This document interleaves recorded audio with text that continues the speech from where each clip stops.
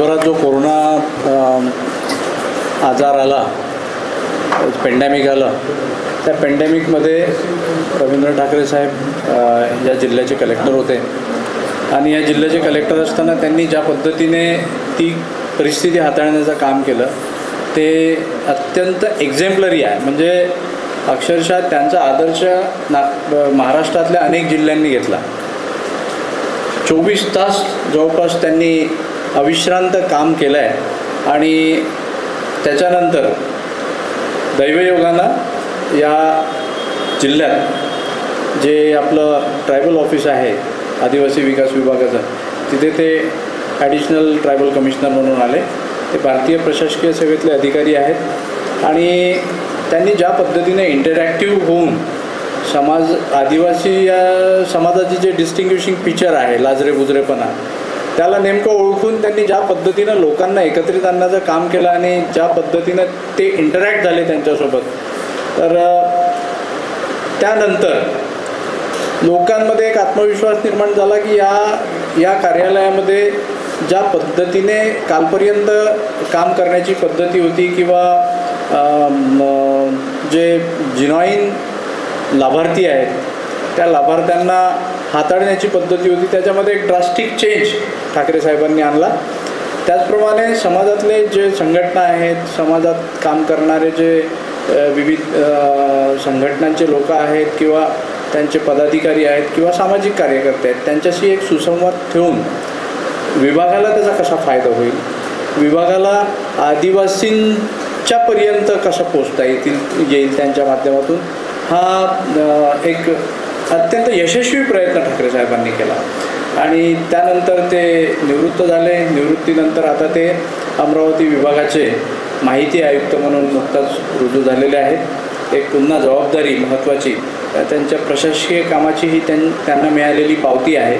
आणि रवींद्र ठाकरे साहेबांचं जे नाव आहे ते प्रशासनामध्ये फार वेगळ्या पद्धतीनं लोकांना परिचित आहे आणि एक कुठल्याही घुसखोरीला थारा न देणारा अधिकारी म्हणून त्यांची जी ओळख निर्माण झाली आहे ती ओळख त्यांनी शेवटच्या क्षणापर्यंत कायम ठेवली. आणि आमच्यासारख्या छोट्याशा संघटनेशी पण ते जुळले आणि आम्हाला पण त्यांनी आमचा उत्साह वाढवण्यासाठी नेहमीच प्रयत्न केले.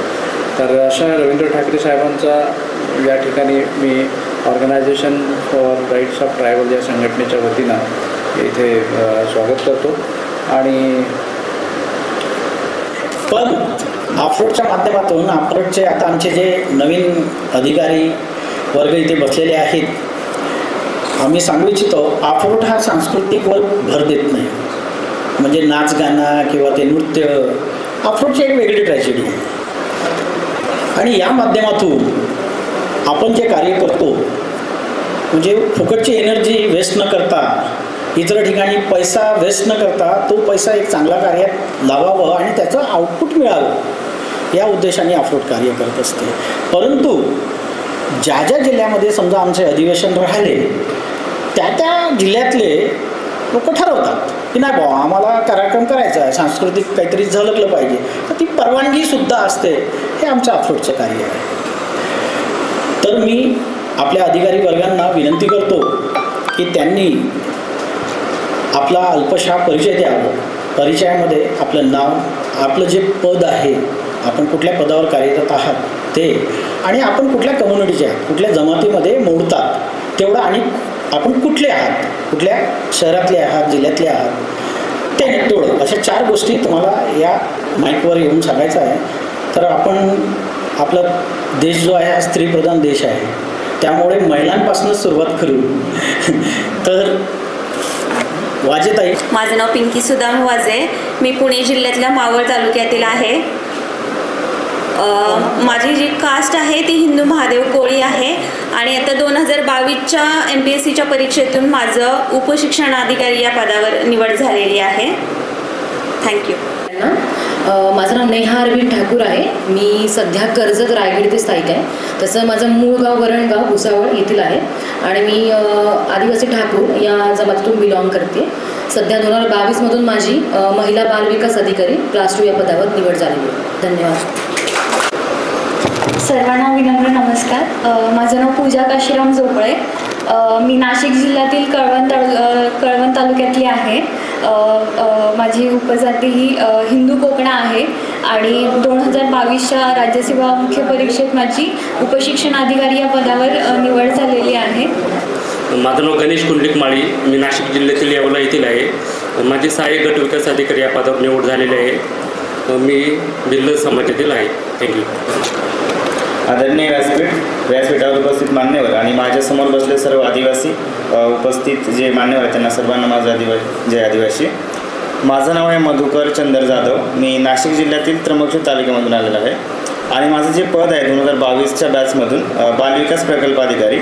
आणि या संघटनेला मी एक शब्द देतो की तुम्ही या वास्तूच्या माध्यमातून जे आदिवासी समाजाचे पाया भक्कम करण्याचं काम केलेलं आहे, तर आम्ही सर्व अधिकारी या संस्थेच्या माध्यमातून या समाजाचे कळस बनण्याचा नक्कीच प्रयत्न करू.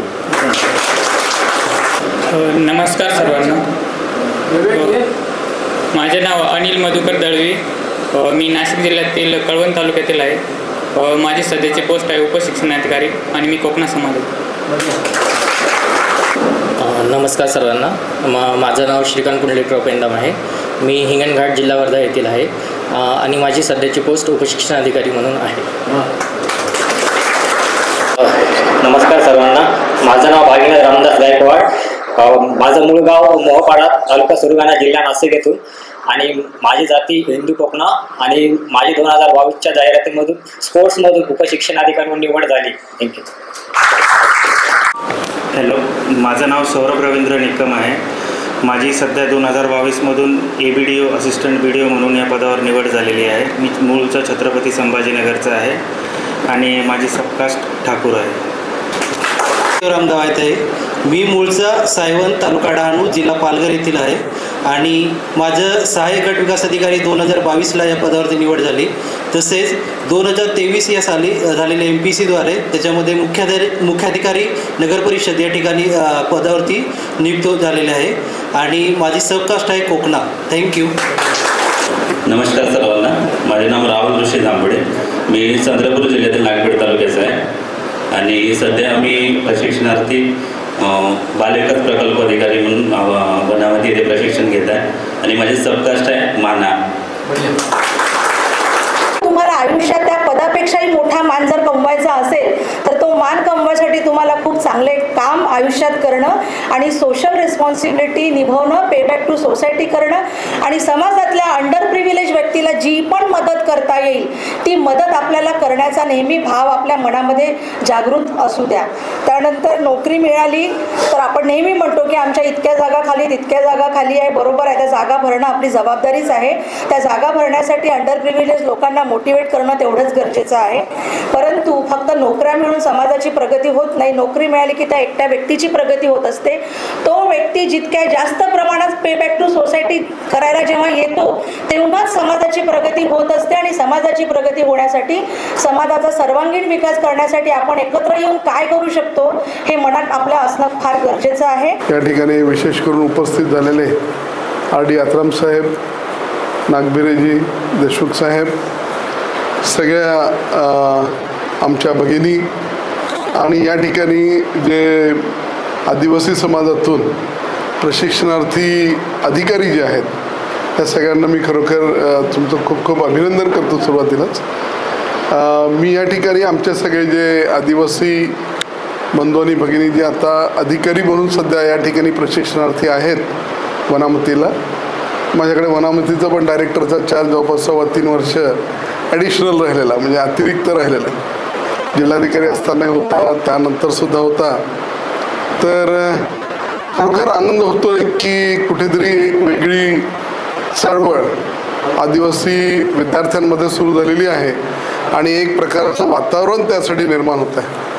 पण पहिले तर मी आपल्या सगळ्या या ठिकाणी आमचे जे आदिवासी प्रशिक्षणार्थी अधिकारी जे आहेत त्यांना माझी एक सूचना राहील की तुमच्या परिसरातले जे इतर समाज बांधव आहेत, भगिनी आहेत, या सगळ्यांना या सेवांबद्दलचं एक मोटिवेशन आम्ही दिलं पाहिजे.